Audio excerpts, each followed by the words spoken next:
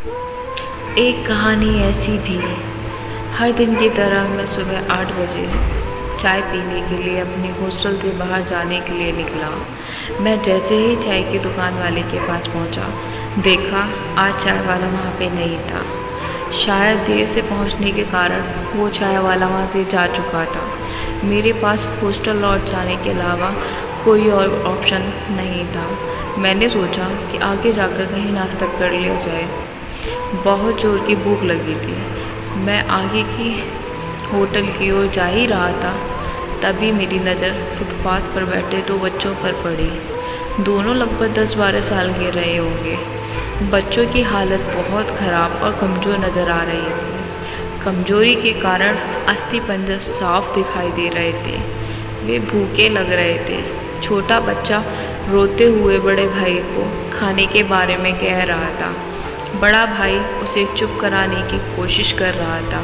वो जानता था ना तो मेरे पास पैसे हैं और ना ही खाने के लिए भोजन, जिससे मैं अपने छोटे भाई की भूख को मिटा सकूं।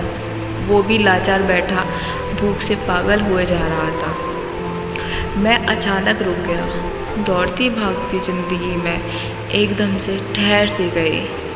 इन मासूम से बच्चों की ऐसी हालत को देख मेरा मन भर आया।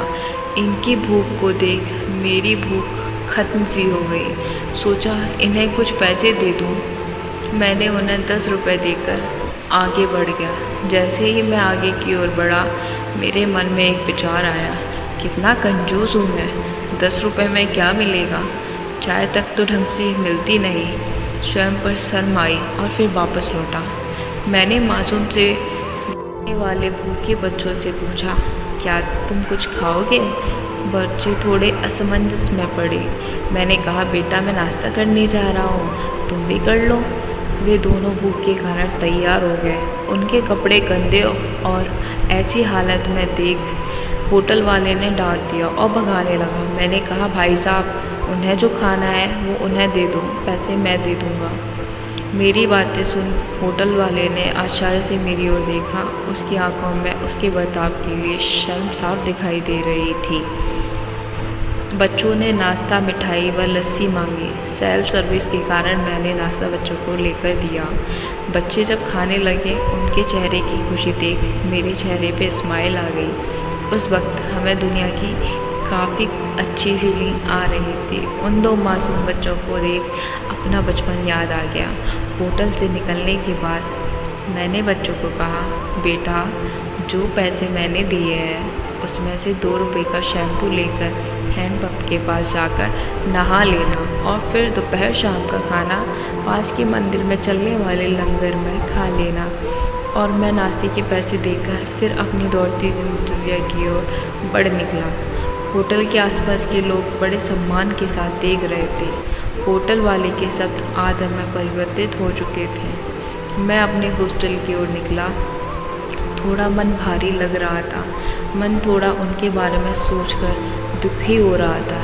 रास्ते में मंदिर आया।